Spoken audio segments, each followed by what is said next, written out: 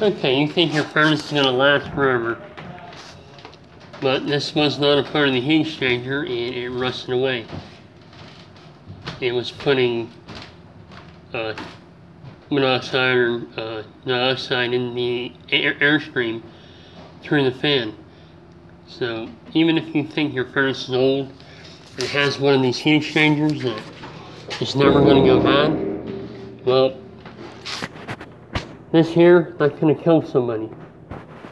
So make sure you have your furnace inspected, especially if it's old. You know, you never think, well, these are never going to get holes in them, and they're probably not going to. But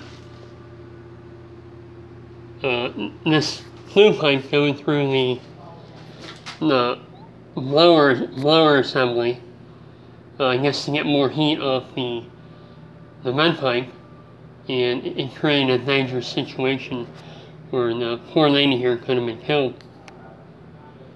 So they don't do this anymore, but if your vent goes through your blower housing, something to look at, definitely.